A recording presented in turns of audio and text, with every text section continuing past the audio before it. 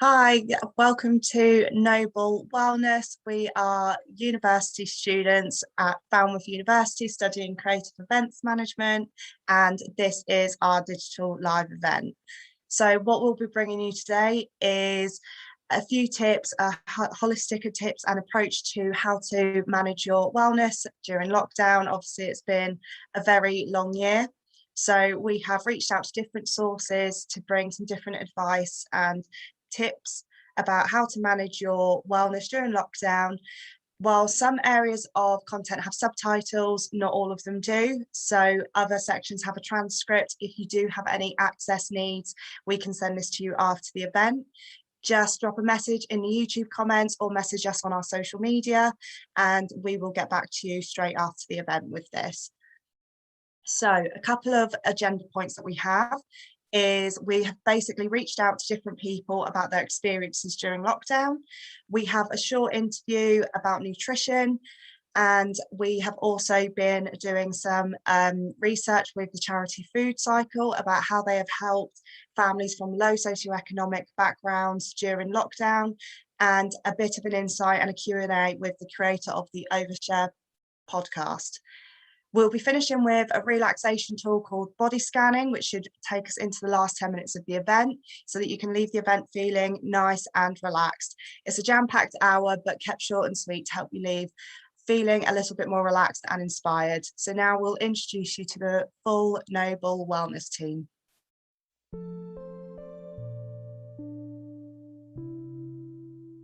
Hi, I'm Sian. I am an MA student at Falmouth University studying creative events management. I also work in student events at LSE, and we are interested in doing Noble Wellness so that people can take a bit of a breather after being in lockdown for all this time.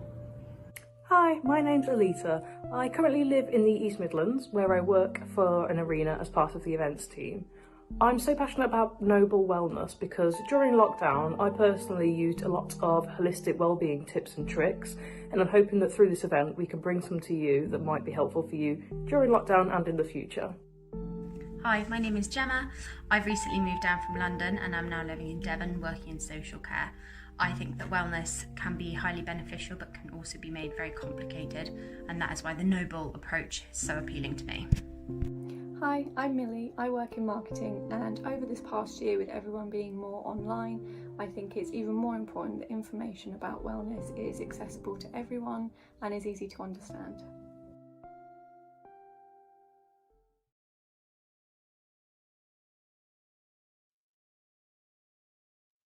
So the next part of our event is getting relaxed into this event. So what we thought when we were discussing how we find we get relaxed is to make a cup of tea. So we have a short video on how we make a cup of tea. We don't want to argue whether who puts their milk or their water in first.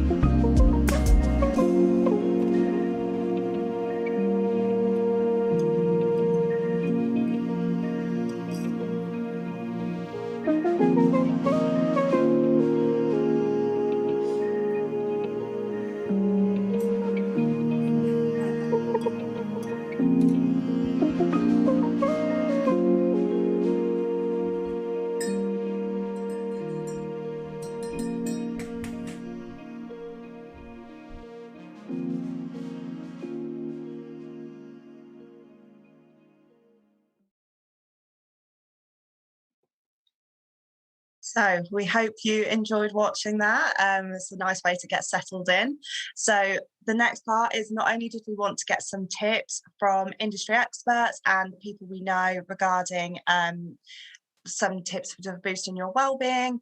So the other part is we wanted to reach out to some people we know about how they've coped during lockdown. The first question we asked was, how did you maintain your well-being during lockdown?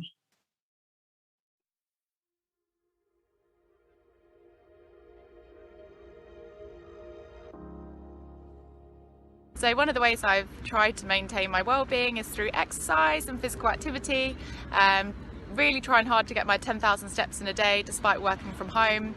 I think physical activity and exercise is a really good way to stay positive and happy, and the endorphins you get from exercising and having a good sweaty workout has really helped me stay positive.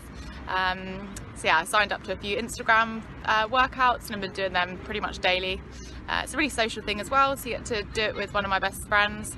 We both Zoom each other as we work out, so that's been a really nice way to keep positive during lockdown. So the way that I've been maintaining my well-being during lockdown is just getting out of the house. Having to work from home, and when you work and live in the same place, it can sometimes get a bit too much, so just getting out of the house as much as possible. I'm fortunate that I live near a few parks, so getting out, going getting some fresh air and going to the parks has been really good. Maintaining my well-being, again, workout videos. I've tried to do like Pilates 2-3 times a week. Yoga I've done every single Sunday since the beginning of lockdown, which is a massive feat.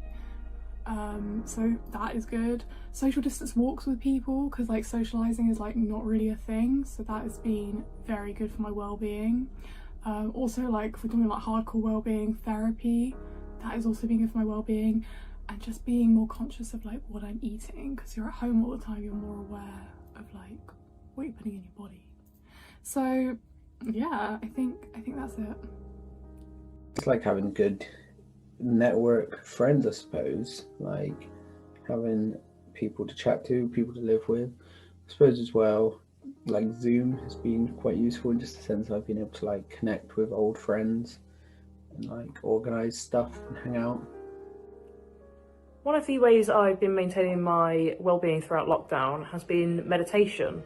It's something that I didn't really give any thought to before lockdown. I thought that it was going to be too time-consuming and just something that wouldn't work for me. But actually, from using quite a lot of the free apps that are available, it's something that I got really into and was doing daily for a long time, and now just do slightly less frequently, but I still do keep it as part of my routine.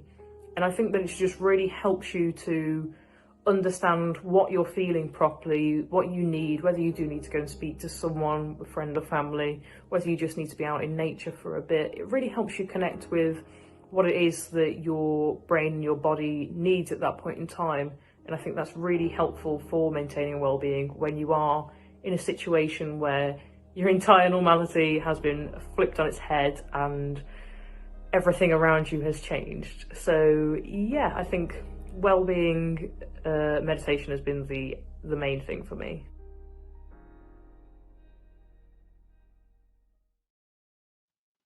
So we conducted a short interview with trainee nutritionist Meg Tooth about food groups that can boost your mood and energy levels and what can cause you to become lethargic. Meg is currently studying her master's degree at Sheffield University in nutrition, with the aspiration of opening her own nutrition clinic to educate and inspire others towards a healthy lifestyle. So hear a little bit from Meg Tooth. Hey, I'm Meg. I'm a nutritionist in training, and I'm here to answer a few questions today.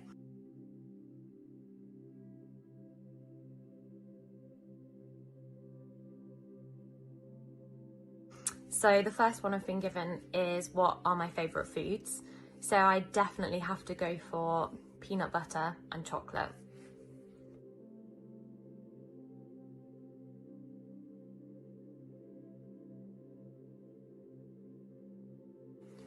Food groups that boost your mood and energy levels, I would definitely say, are your complex carbohydrates and foods that are higher in natural fat over foods that are high in sugar. So we tend to find that with foods that are sugary, we'll get that initial energy burst and then we'll get a bit of a crash. So although those tend to be the really indulgent, the tasty foods that we often want, they are probably not the best foods for keeping our energy levels sustained over a long period of time. So you'll find that snacks that are sort of higher in fat and lower in sugars are better for that. So things such as banana and peanut butter, hummus, crudités, things like granola and snacky bars. There's lots of different things out there in the market at the moment, and it's just being aware of those sugar levels really if you want to eat something that keeps your energy levels sustained.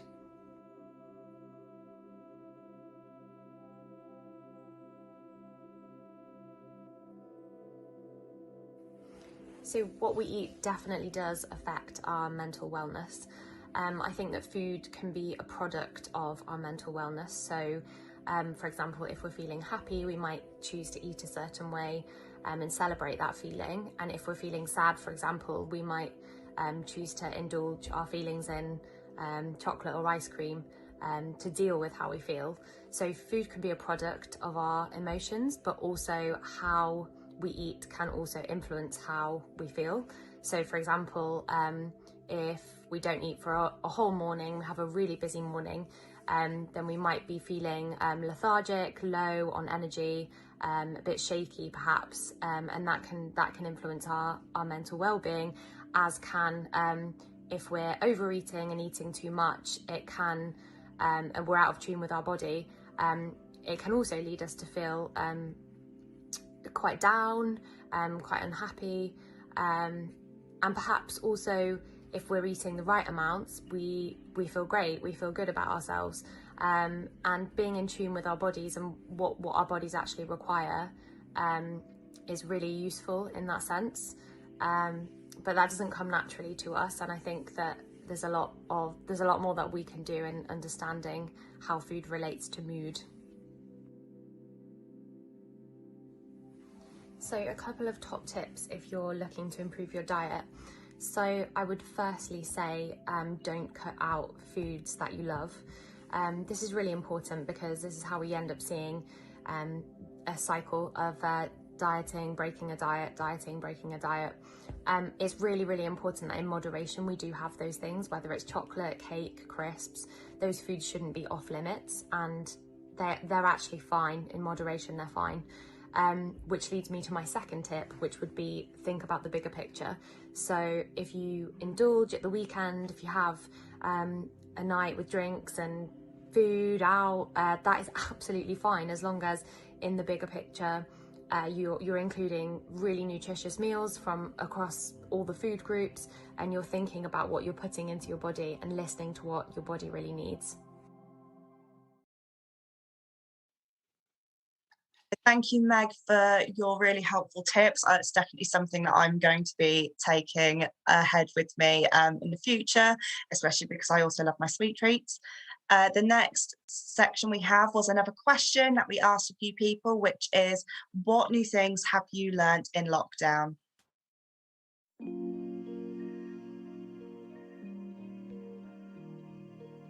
This is the lock-in, and this is what I did during lockdown.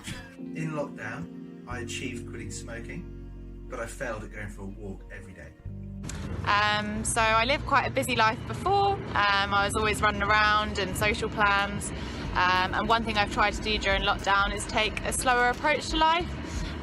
So try and not book so many things in for myself, take time for myself, do some yoga, and live a slower pace of life. I've also got quite into cooking, so done some nice healthy meals in the evenings. I've tried, and there are two main things I've tried during lockdown. One is growing this luxurious hair. It's bad because I've not gotten painted now, but like painting my nails, which I think I kind of did before lockdown, but like not having anything to do meant that I could just actually do it. Over lockdown, I've tried quite a few different new things that I wouldn't ordinarily. Two of them have been quite artistic, so I tried getting into hand embroidery, which I really enjoyed, and have made a couple of customised baby suits. and also cross stitch, and I'm currently halfway through making a wall hanging to go up somewhere here, I assume. Another thing that I really got into was games. I've been into quite a lot of board games, which is something that I wouldn't have ordinarily done. And I've also been playing a lot of PC games, which again, something that I didn't think that I had the time to do before, but I think once lockdown is over, I will be making sure that I carve out that time for myself to continue with these hobbies. Over lockdown, one of the new things that I've been trying is reading. It's something I didn't do near enough of before. And yeah, lockdown really got me into reading loads of different genres, and yeah, it's been really fun. Pottery is probably the creative thing that I learned in lockdown. I'd done it before, but I had more time to do it more in lockdown. Mainly in lockdown I was picking up stuff that I'd failed at before lockdown happened, because obviously you have an immense amount of time to become good at it. So German, I was learning before. I've had way more opportunity to get better at German. Definitely not fluent, but I'm better.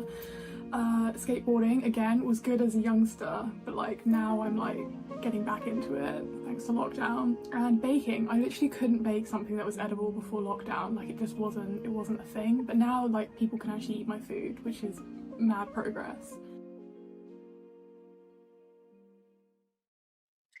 So we wanted to talk a little bit more about different charities. As we all know, they've struggled massively this year. A charity that a couple of us knew about was Food Cycle. This was opened in 2009 with the premise to provide nutritious food to people, save food from being wasted, and strengthen communities.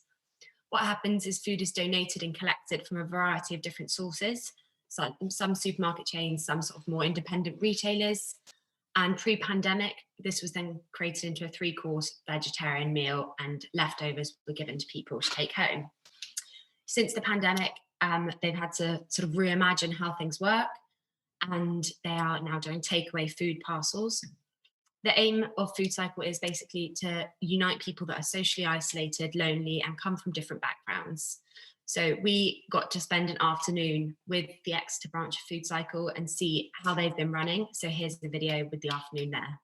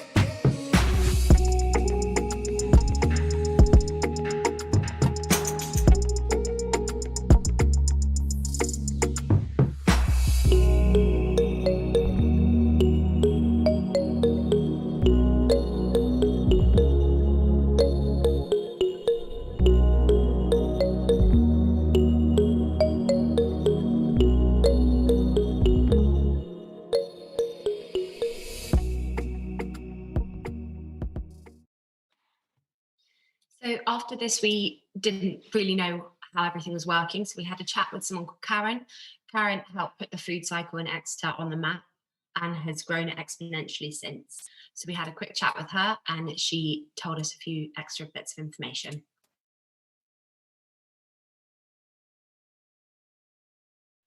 Clearly, we've obviously had to follow all the rules, the new rules that have been set out: safety, distancing, masks, all the dining rooms. So what we've done, every site has been different, and they've had to respond to local requirements. But what we've had to do is, in Exeter, for instance, is we have stopped cooking, and we have virtually become a bit of a food bank. The volunteers go out and collect the food from great suppliers like Riverford, Darts Farm, Dart Fresh. Lidl's give us great donations, and other people. and then we pack up bags. Then each household essentially gets 2 carry bags, and then we have a team of delivery drivers that come in, and they have routes that are preloaded onto an app, and they deliver to, today it was 48 families. So in other places they've gone to takeaway, but they are in sites where they have a big enough kitchen that people can safely work and cook. In Exeter we can't do that, so we've gone and we use the big hall, and we pack the bags, drivers come in and deliver them. Going forward, we're moving sites now in order to accommodate more people in the dining room within Exeter. On a regular basis, we would feed, I guess we peaked around 30 people in the dining room, and that clearly was actually room that we had. We couldn't really get any bigger on that, but we had, but then we would sometimes serve actually 40 3-course meals, with serving, because all the volunteers eat. And what we like to do is sit down with the guests in order to, because it's very important to chat and interact, and then the guests, anything that was left over, we would pack up for the guests to take away. So I guess if you're thinking about all those 3 scenarios, we would probably cook for 80 or 100 actually, with people taking 3 courses home as well. So that's starter, main and pud. Oh no, that's grown. So it was individuals before. Now, as I say, we're doing really 45 to 50 families per week, and then as I understand it, then we are doing another 45 to 50 the following week, and alternating it. So many signed up that I think it's mostly with the families, and I don't organise that side of it. It's that many a week, but I think we've probably got 100 families on our radar sort of and thing. we alternate it. Okay. And finally, are you looking forward to seeing the guests back in the dining room again? Oh, absolutely. Again. Oh, absolutely. And I bet they're looking forward to seeing you guys as well. I hope so. Yes, fabulous. Brilliant. Thank you. Yeah.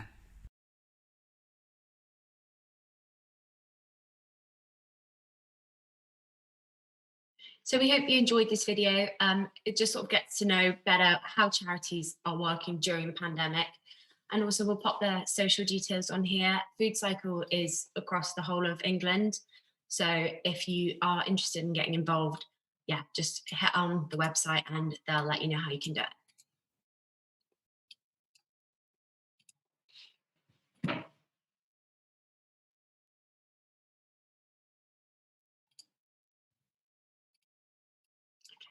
So in the next section, I just want to talk about how I felt the Food Cycle experience was. So after spending the afternoon with them, you saw the lengths at which people are going, and also the amount of food that is being donated by a variety of different sources. Some of these are just sort of local greengrocers sort of things. Others are bigger supermarket chains. And what we've seen is the more independent ones have been giving bigger donations.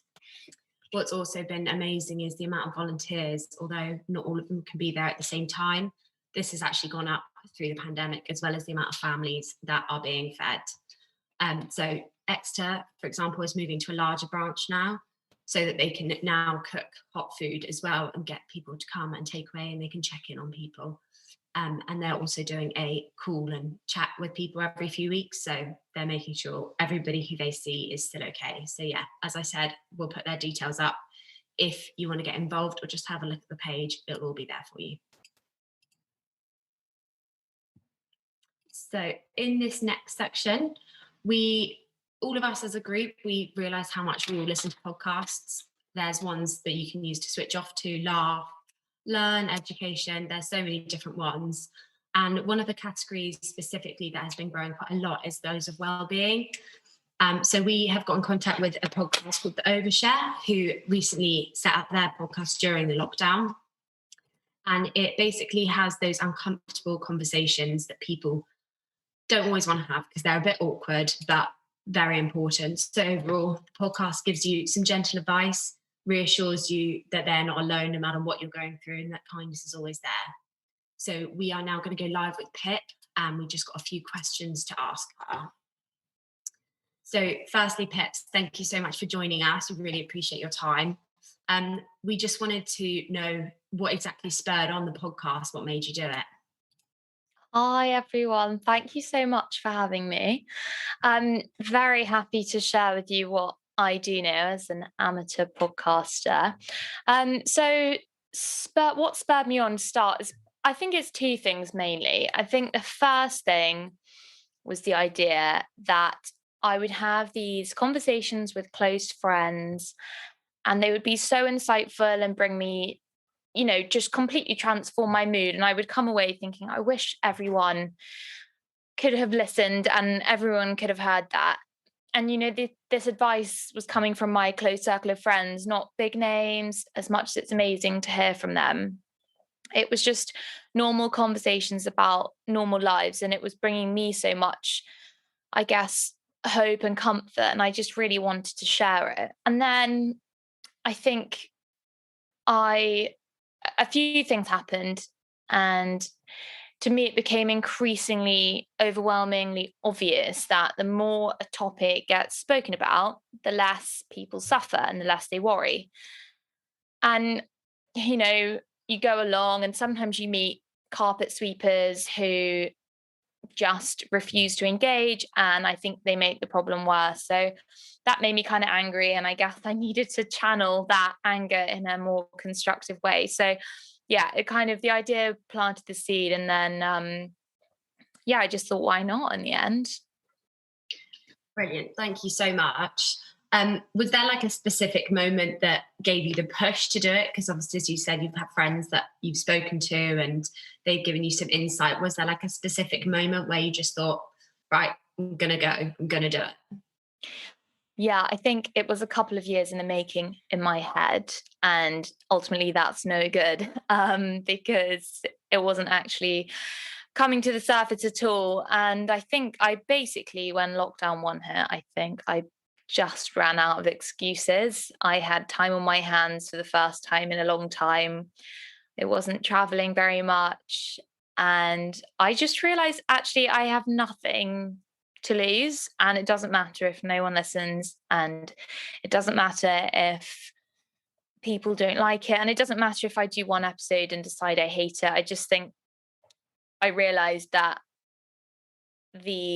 there was literally no real negative that could come from it. So yeah, lockdown 1 hit, had even more time to think than normal. So it gave me a chance to kind of, I guess, just really go for it. And it really was a few days. I thought, oh my God, I'm just going to start. I'm going to do the graphics. I'm going to think of an idea for the first episode. I'm going to record it. I'm going to learn how to do it. And that was that.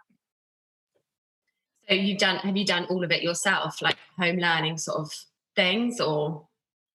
Yeah. So a while ago, I did a few freelance jobs editing vlogs for people in the kind of equestrian world, sporting world. They were so bad, so budget, but I had a very basic understanding of software. But honestly, the concept of how a podcast goes from a microphone and gets onto Apple and Spotify was, a steep learning curve. But I do it all myself. I've had some help with the graphics for this season, but from a very talented friend. But apart from that, all very much, here's one I prepared earlier from home, and recording on the fruit bowl and stuff to get the right height. It was great fun. That's so good, but I guess learn stuff. The other thing we wanted to know is, we've all listened to the podcast and somewhat fallen in love with the topics that you have, because everybody can relate to one or another. But when you first started the podcast, did you set yourself sort of limits and say, right, I will not talk about this? Were there certain topics that were off topic for you? I mean, the short answer is no. I think everything that affects anyone deserves a conversation. But that said, in kind of recent months, I have thought, I still believe that, and I still don't think there should be a limit in terms of how much people share, because if you're not sharing it, you're storing it, and unless it's to the detriment of someone else, you should go ahead and share. But yeah, I think I do some topics more justice than others. And I think I'm sort of still navigating what those are. So I still very much believe in the concept that nothing is off limits. But I think going forward, I think it will be obvious to me which ones I do a better job at explaining, ultimately have more energy for, I think. Brilliant. Thank you so much. So, I mean, it sounds like it's been going pretty well so far. Do you feel like it's still going quite well? I mean, season 2, that's exciting.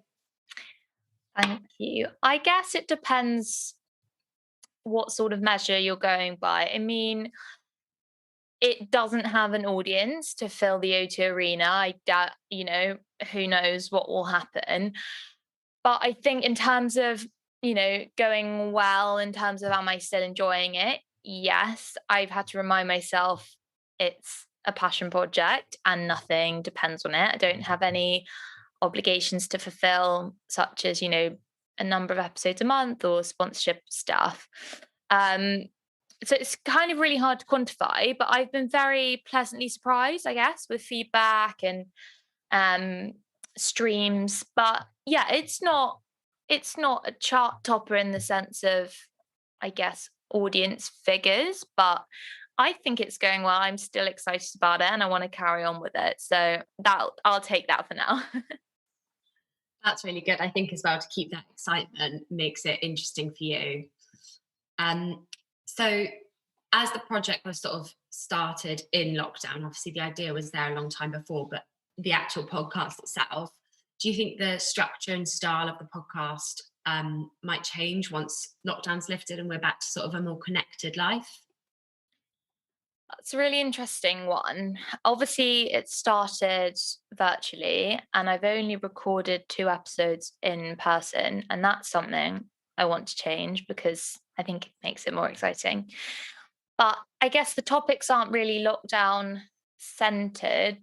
I'm sure they play a part in each episode, given that it's played a part in each of our lives. But yeah, I don't think the concept will change, but I do want to refine it, find a bit more of a niche, I guess, and make it a little bit more unique. You know how some podcasts have certain features or questions or anything. I do want to make it its own. I think it is a little too general at the moment, but yeah, I don't think the concept will change. I just think I want to find what makes the Overshare. Unlike, like you say, it's such a big space and it's really dense. It's full of amazing podcasts. So yeah, I need to find something, and I'm quite excited to think about what that might be. So any suggestions are welcome. I'll let you know if I think anything. I don't think I will though, but we can hope. So generally, just sort of to carry on with the theme of the event, we just had some general questions for you about your overall sort of well-being and how you've kept in lockdown, if that's all right with you. Yeah, sure. Thank you. So we just had, what are your top tips personally for general wellness? Do you have any sort of pearls of wisdom for us? I can definitely rack my brains. Speaking from personal experience, I think I have realized what works for me when I haven't done something. So rather than thinking, yes, I'm doing this and it really helps my well-being, it's more of I'm feeling really irritable and stressed, and I haven't done that, so that probably played a part in my good mood. So I think a big one for me, I mean, everyone says movement, and I so agree, but for me, it's my walk in the morning before I do anything else. I know everyone says exercise is amazing, and it is, and I love exercise and I do it all the time. However, if I put that pressure on myself to run or do anything apart from walk really before work, I can't sleep. I find it really a bit much. So I think I've just realized that suits me. So I'm going to carry on with it for as long as I possibly can. And it's just such a nice feeling knowing if I don't get away from my desk for the rest of the day, I've already been outside, got some fresh air, had some headspace, listened to a podcast, thought about things other than work and life admin, and just gone off in a bit of a daydream. I think a routine took me a while to find one. I'm sure it was the same for so many people having to work from home all of a sudden. But on the whole, I think just if you find something or hear something or read something or see something that really resonates with you and makes you feel good, just stick to it and hold on to it, because, you know, yoga might not make a blind bit of difference to some people, but it might make the world of difference to someone else. I think it's difficult to say, just have the confidence. But if you're able to recognize and appreciate what works for you, that's such a key step. And I'm still working that all out myself. But I think just think back to when you felt amazing, felt your best, felt energized, and think, who were you surrounded with? What were you doing? What hadn't you been doing? You know, and then just roll with that. If it's a day you haven't been on your phone, you realize you're full of beans, great company, maybe that's saying something. So I think, yeah, just have a little bit of reflection as to what works for you, because some people hate exercise and will never love it, and some people love it and can't get enough. So yeah. And the other small thing is I could not live without writing lists. I think physically parking stuff that's stressing me out makes a huge difference. Like today has been major headless chicken vibes all day, but I wanted to commit to this and be calm, so I'm just parked everything in a list, and I will return to it when I need to, and I haven't forgotten anything. It's there, it's waiting for me. I don't need to stress about it now. You're going to have a nice little list to come back to once this is all over. Thank you so much. Yeah, I think a routine is something that, like you said, it just takes a while to get into your own one, but once you've sort of harnessed it, it can be so productive. So how has your lockdown experience been in general, though? How have you sort of, obviously it's so difficult to sort of put into words, but generally speaking? Sure. Mine started and ended very differently. Lockdown was enforced. I think I had been in my new flat in London for 5 nights, and I was so excited, and I had new flatmates, and then all these hilarious rumors about the lasagna and stuff. And everyone got out of London instantly. And I thought it was going to be 2 weeks. And I went to my mum in the countryside, and I was there for a long time. And it was the pace of life was very slow. Work was rubbish, and I was really miserable. And I found myself kind of slipping into a few old habits. But then in the middle of it all, I moved to Bristol, which is where I live now. And that was so exciting. Even with everything shut, it gave me something exciting to explore, and seeing other people around made such a big difference. So it didn't start off that well. I would be shocked, honestly, if anyone said their lockdown was amazing first time around, but you know, there are the rare occasions. So it's been good. It's taken a while, and I think it's affected me in ways I didn't expect, and made me anxious in ways I didn't expect. But just one day at a time, it's been getting better and better. And, you know, I feel like the only way is up from here. So I'm, just praying cases stay and we can go back to seeing people, because that gives me so much energy, and I've missed feeling excited for life. Yeah, I think that's all anyone can really go for, is just sort of hope. So we just have 2 more questions for you, if that's all right. We just have, this is simply because as a group we are incredibly nosy, and we've asked a load of other people, so it seems fair. Have you had any lockdown fails or successes, such as anything as easy as like not easy, but like a banana bread, or a really bad banana bread, or a flat sourdough, or whatever? Yeah, I watched earlier when other people were talking about theirs, and 2 really obvious ones sprang to mind for me. Headstands were my epic fail. I actually can do a headstand, but it gave me literally a neck injury. I couldn't sleep for weeks. On like the 3rd day of lockdown, I sent a video to my sister and was like, I'm going to do this every day. I did it 3 days in a row, felt like I'd been in a car accident. Honestly, that was like whiplash. I thought, I'm not doing this. It's just not worth it. So headstands was a fail. Sourdough, okay. My old housemate has a great expression when something needs doing. And she's like, division of labor. And I agree, let the bakers bake. I think the effort you have to put into keeping a sourdough starter alive far outweighs the benefits of like one loaf a week. And it also stank my kitchen out. It was like, because it's fermented yeast, I guess. So I won't be trying that again. I have a lovely bakery down the road, division of labor. But yeah, successes, I guess.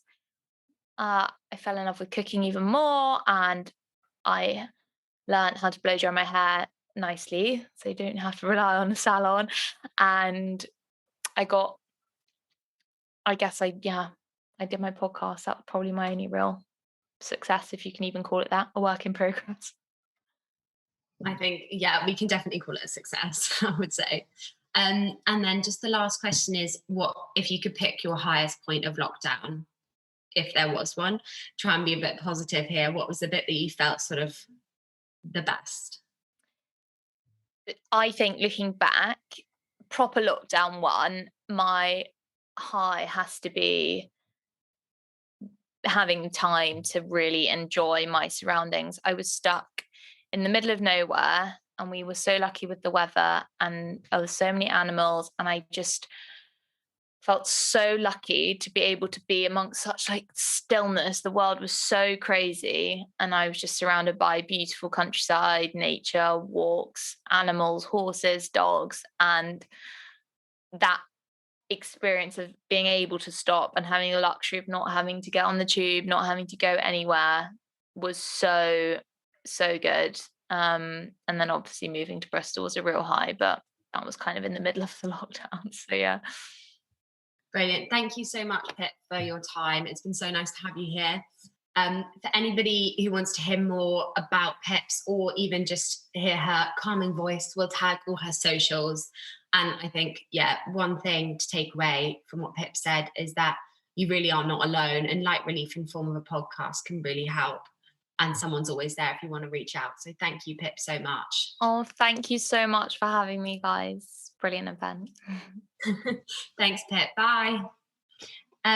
So the final question we asked everybody was, what are you thankful for in lockdown? What's made you feel grateful? So here is the last set of questions we interrogated people with.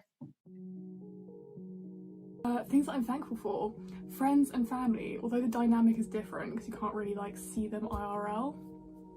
Still, like, I guess I'm thankful for like Skype, Zoom, all those kind of things, because you still are able to connect with them. And like, I just don't know how people can get through lockdown without a support system of other people.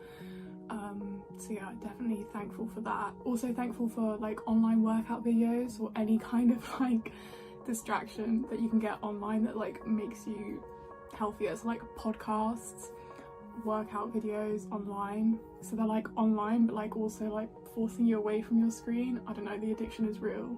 So yeah, definitely thankful for those things. I think there's two things that lockdown's made me especially grateful for.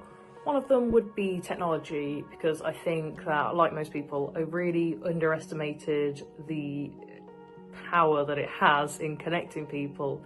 I was someone that really didn't like doing video calls and things like that, and actually over lockdown that's one of the main ways, if not the main way, that I've been able to socialise with my friends and see my family that don't live nearby to me. So it's been really important for me to actually, in using the technology that ordinarily I would hate using.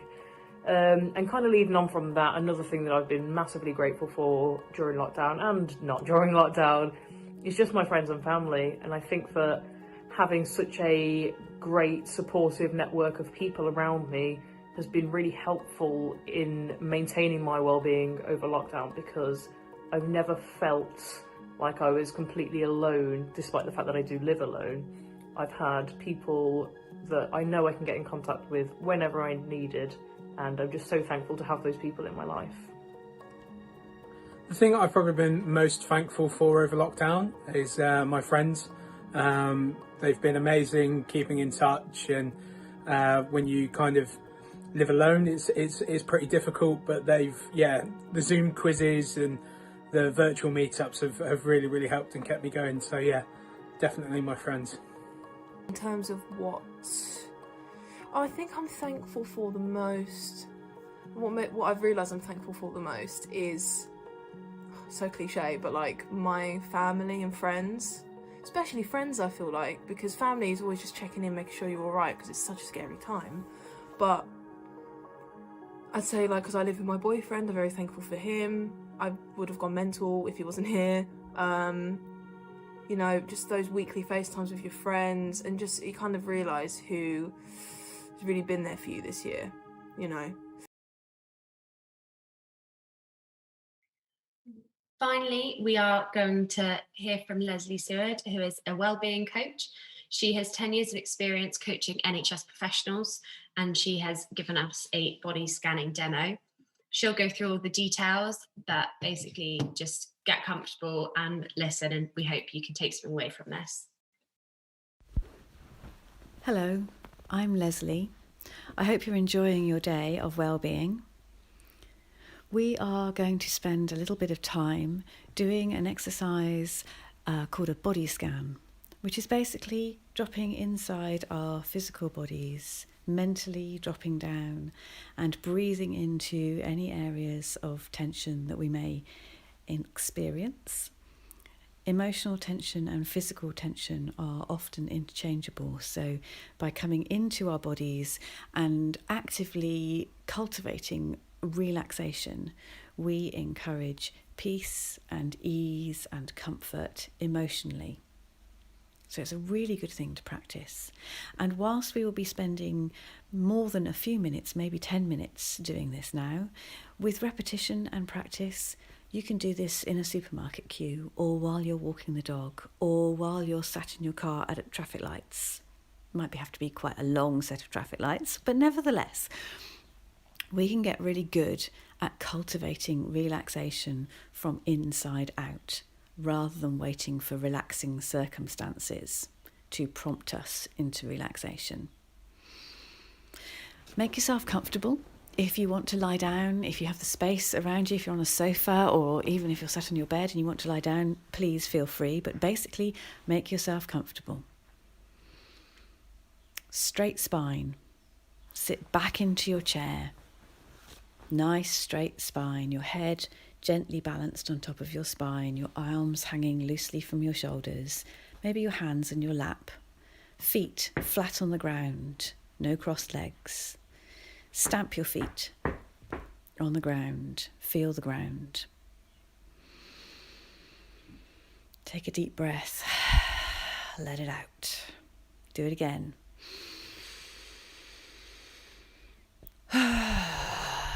Feel free to make any noises, particularly if you're on your own. Okay. Close your eyes if you're comfortable with closing your eyes. Otherwise, just softly focus on a spot on the floor, about 6 feet in front of you, wherever's comfortable. A soft gaze. And breathe normally.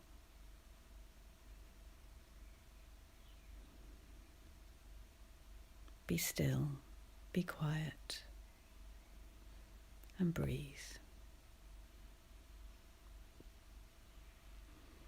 We're designed to notice, we're designed to breathe, and we're experts at sitting, so this is going to be easy, really easy.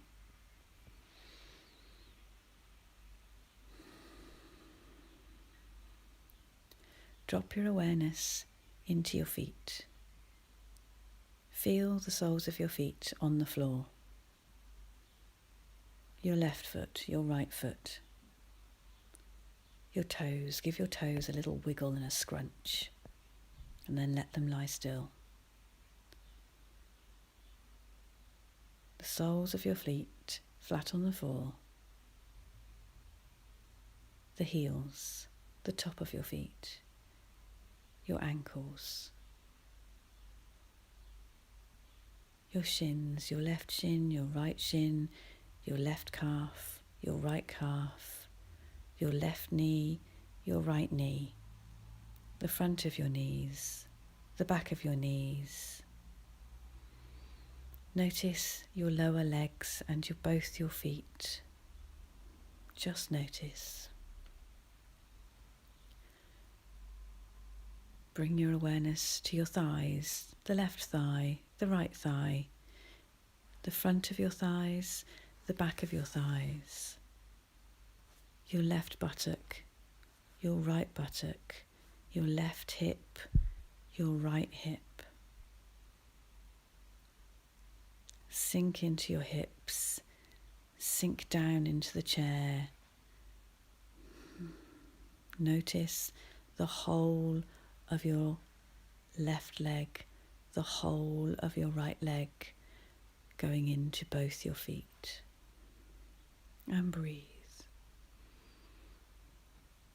And relax.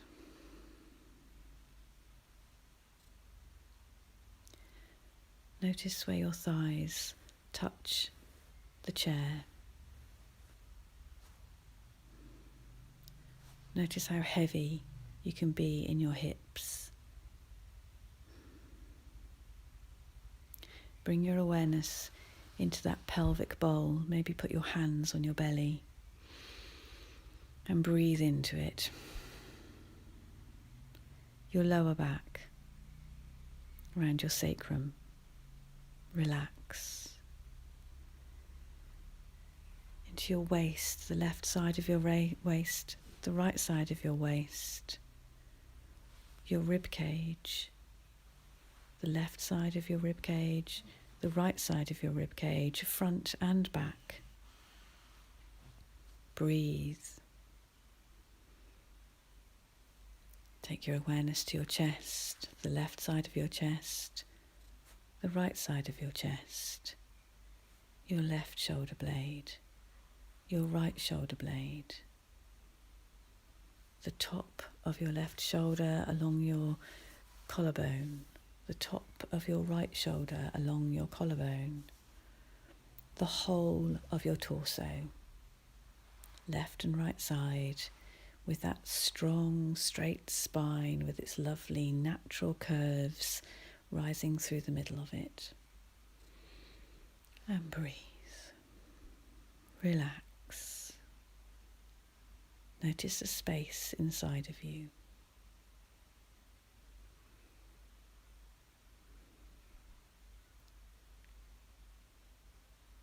Bring your awareness to the top of your left arm, your left elbow, along your left forearm, your wrist, into your left hand, your thumb, your fingers, the left palm, the whole arm and hand, and relax.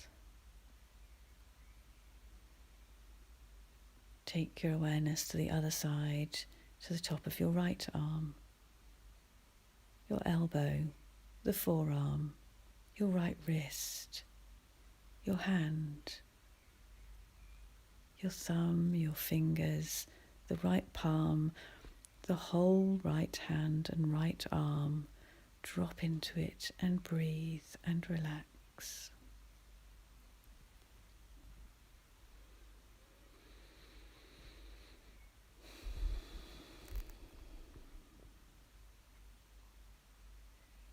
Bring your awareness to the top of your spine, the base of your neck.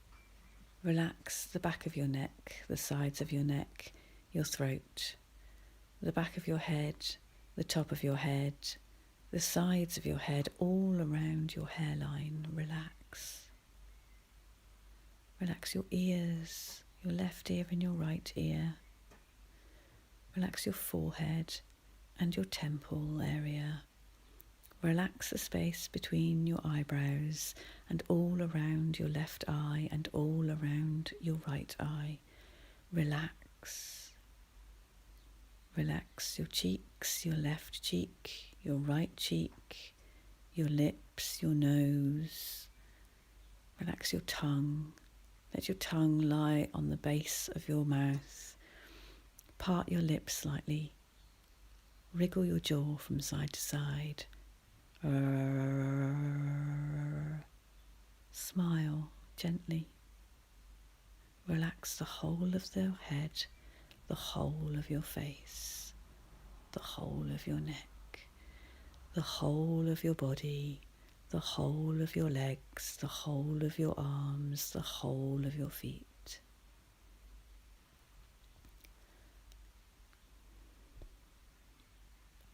Notice your whole body from the soles of your feet to your knees, to your sitting bones, to your shoulders, down your arms to your hands, up your neck and to the top of your head, the whole of your body.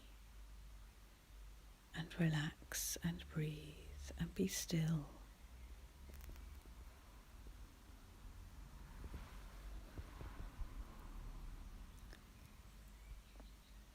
If it feels uncomfortable to be this close inside your body, you might want to repeat this practice and repeat in order to find the comfort that lies within us, the stillness, the peace, the ease.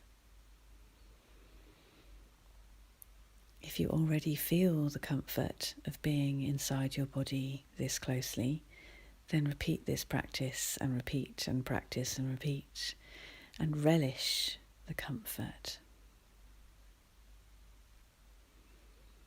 This is a place of replenishment. This is a place of rest. You can practice this first thing in the morning, in your lunch hour, last thing at night. It doesn't matter where, it doesn't really matter when, because you are creating this feeling of relaxation. No one else, nothing else, you. And very gently bring yourself back into the room. Blink your eyes open.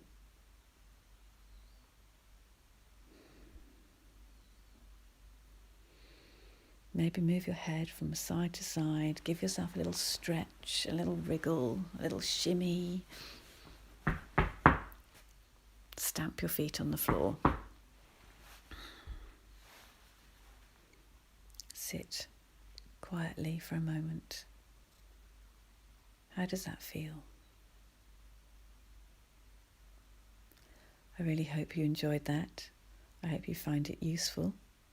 And I hope you relish the good feelings that lie within. Thank you.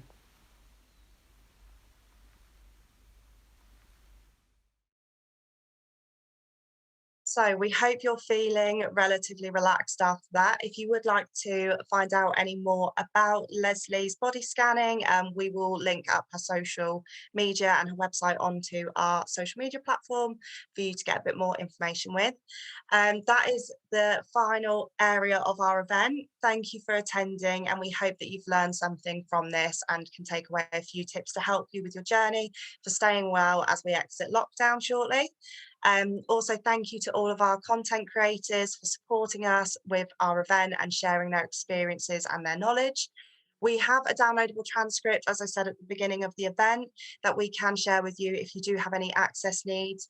If you aren't able to hear everything being discussed in this event, just drop us a message on our social media or comment on our YouTube page and we will be in touch and send that to you.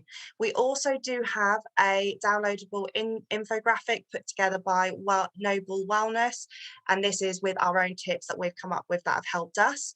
So if you would like that, you can download it off our website or we can send it to you. And feel free to keep in touch with us through our social media, and this YouTube video will stay up. So thank you very much for attending.